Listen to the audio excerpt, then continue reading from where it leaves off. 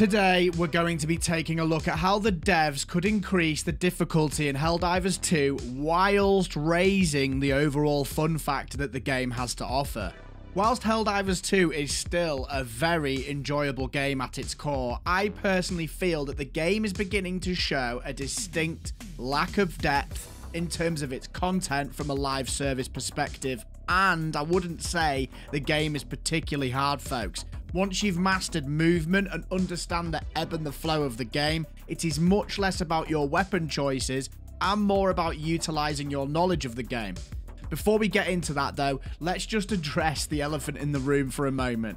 Weapon balance. It's currently a highly contentious point for the community, and I think it's been covered extensively enough, so moving forwards in this video, let's just imagine and assume there is a serene future ahead of us where everyone is happy with weapon balance and Arrowhead can then start focusing on moving the game forward from a content standpoint, which is something that I think the game is going to be in desperate need of moving forwards if it's to stay buoyant, especially with the upcoming release of Space Marine 2. Speaking of which, if you're looking to acquire Space Marine 2, our channel sponsor, Instant Gaming, can offer you this and other exciting titles such as Black Myth Wukong at insanely discounted prices. Instant Gaming is 100% legit because they acquire all their keys directly from the source, providing you authenticity without compromise, and this is reflected in their 4.7 Trustpilot score from over 720,000 reviews. Instant Gaming is not just another key marketplace, folks. Everything comes from authorized sellers. In terms of Space Marine 2, if you're looking to pick up the standard edition of the game, you can grab this for a reduced cost of $52, which is down from $67. Or perhaps if you're like me and you're looking for an early access edition, don't worry, folks. Instant Gaming has got you covered. You can pick up the gold edition for $76, which is down from $100, or the Ultra Edition for $85, down from $112. That's 24% off and will allow you to gain the sweet 4-day early access and season pass so you can jump right in and get a head start. So, if you want to save some money on video games and support me and the Phase Shift community as we take on the Tyrannid scum, click on the link in the description or the pinned comment below and enjoy those juicy Instant Gaming discounts. Now, back to the video. First up, let's talk about the potential introduction of major boss encounters into the game and go over some of the ways that these could take shape.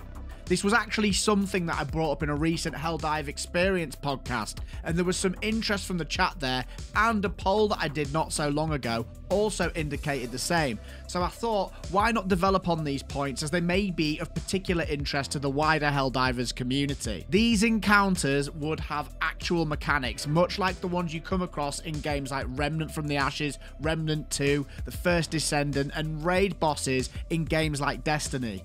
They would require actual team coordination that is a notch above the level that we're currently required to work at, which doesn't really go that deep if we're being completely honest, folks. And these encounters will be broken down into 3 primary sections in terms of what they would encompass. First section is mechanics and phases.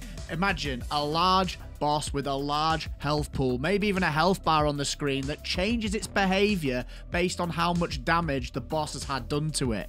The best example of this that I can think of is how Corlock Tyrant Weeds behave in Deep Rock Galactic, or how a typical raid encounter pans out in an MMO. As the boss reaches certain amounts of health loss, its attack and mechanics change, often demanding players to work in a highly collaborative and specific manner to overcome the encounter successfully. Point 2.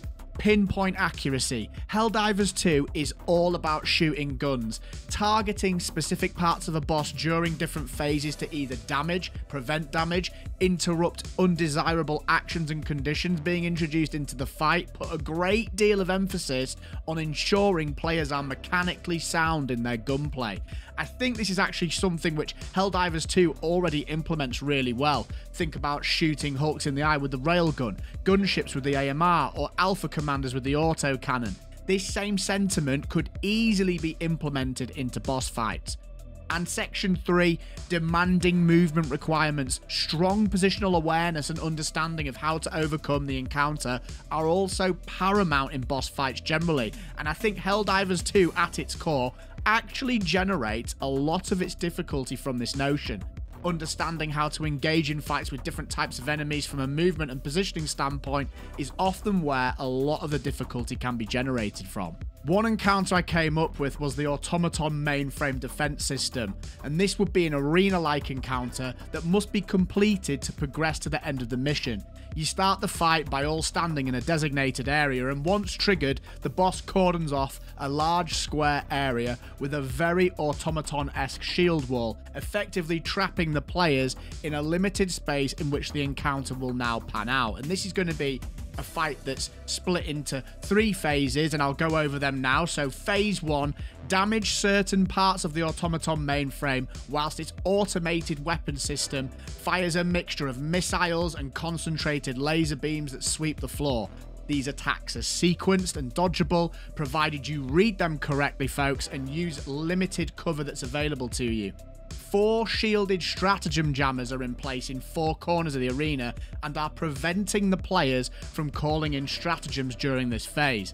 Throughout the entire fight, the defense system has a periodic attack that is triggered every minute. It does a huge charge-up AoE attack, much like the Warden does in Destiny 2, which requires players to run behind cover to prevent being burnt. If you do not get behind cover, you will take moderate fire damage over time until you do reach cover and put out the flames with a dive. During this, waves of enemies are also spawned periodically, especially in higher difficulties to put pressure on players. Once you drop the boss's health to 50%, you enter phase 2 of the fight, and this is perhaps the most difficult part of the fight. The shields on the stratagem jammers are now lowered, and the team have to now disable them via a combination of either hell bombs or console use, and once they are down, phase 3 begins. Phase 3 is the same as phase 1, with the caveat that the boss no longer takes damage from hitting the specific parts that we outlined in phase 1, and it is much more aggressive. Instead, once you destroy all the parts that you've been designated to hit, this actually drops the mainframe's armor, it reveals a core, and for a limited time now, due to the stratagem jammers no longer being in play, Helldivers can now throw their stratagems to do damage to the boss. You need to rinse repeat this section until the boss is dead. I have similar ideas for Terminids as well, but I don't want this video to go on too long, folks, so rather than that, let me know what you think of that idea in the comments below, and if you've got your own suggestions about it, then do sound off in the comments below. Another way the devs could introduce more difficulty and fun into the game is by offering us players different game modes to engage with. I've come up with 3 here, and I'd be really interested to know what your thoughts are and if you have any ideas as well. Number 1 is a self-found or roguelite type mode. In this game mode, we would drop in with nothing but a sidearm of your choice. Instead, you acquire different random stratagems by attacking points of interest and securing them. You need to build up your squad's loadouts before eventually engaging in the final encounter, which could look something similar to the boss outlined above. I think this could be a really fun and refreshing change of pace for the game and give us something else to do within it. Fat Shark have actually done this in Vermintide 2 in a similar way, where they introduce something called the Chaos Waste. It utilizes a map system much like a Slay the Spire playthrough does, so if you've played that game you'll know what I mean, but effectively you choose different missions on different routes, and those missions have different modifiers and conditions, and it's often your loadout that you've randomly acquired that dictates the directions you take mission by mission. You'd need to collaborate with your squad if you were playing in a team and discuss what would be the best course of action based on what you have acquired randomly throughout your playthrough. In Chaos Waste, there's also a currency that you collect within the game mode, and you can use this to purchase boons and weapons as you progress throughout that system. I think this would be an excellent addition to Helldivers 2, and I know there's a lot of people out there in the community that are really hungry for a different style of content, and I think this would really hit the nail on the head, not only from that perspective, but also raw fun factor, and it would also be a way of increasing the difficulty. The second game mode that I want to bring up is one that I've mentioned before on stream and had relative interest in it as well, and that's taking the elite deep dives from Deep Rock Galactic as a system and implementing it into Helldivers. I'll keep this one simple. If you haven't played DRG, which you really should by the way, you essentially drop into an operation with a single loadout and have no opportunity to go back to base during the run. You've got to complete all 3 missions one after another using what you set out with. Unfortunately, Helldivers 2 doesn't have a progression system with a plethora of unlocks like Deep Rock Galactic, so the incentive to do this, other than for fun, is not really there at the moment. But if Arrowhead could in the future implement something like the workbench from Helldivers 1 and give the opportunity to players to customize weapons and play said game mode to acquire more customization options or resources or whatever it might be, I think this might be a really interesting game mode for them to get in there. Number 3 is a bit of a meme suggestion, but I do think there'd be pockets of people in the community who would love this as well. Proper gluttons for punishment here, folks. A hardcore mode. As simple as that. No reinforces. If you die, you die. This would really up the ante and likely make even lower difficulties feel hellishly scary. Can you imagine trying to solo a T10 with 1 life? That would be insane. And I can think of a few YouTubers, Takibo being one of them, who would probably really enjoy this challenge. Our next section is mission modifiers, and in my opinion they are by and large either pretty boring or just really annoying to engage with. I don't really see having my visibility being nuked as very enjoyable, and the same can be said now for the thankfully now removed -1 stratagem slot modifier. Claysthetics is an absolutely fantastic content creator and is no stranger to making balance docs for a variety of games, and he's actually weighed in on Helldivers 2.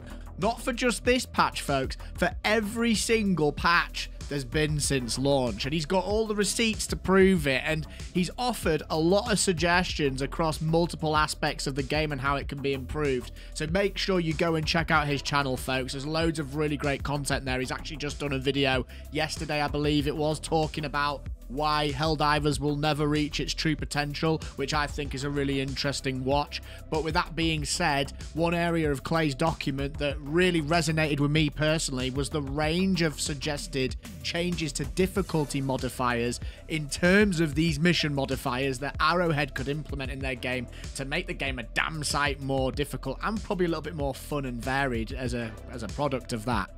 The list is vast, but here are some that stick in my mind. Stalker patrols, I know Erevin's also mentioned this one before. Bile spewers exploding and releasing smaller enemies, very Deep Rock Galactic there. All enemies explode on death with an AoE that damages you if you're too close. That would be absolutely terrifying against Terminids. And another one from Deep Rock Galactic here, rich atmosphere. You are faster, but so are your enemies, so it just speeds the game up a little bit. And we think that actually this next one could be coming soon with references to the gloom in the game's story.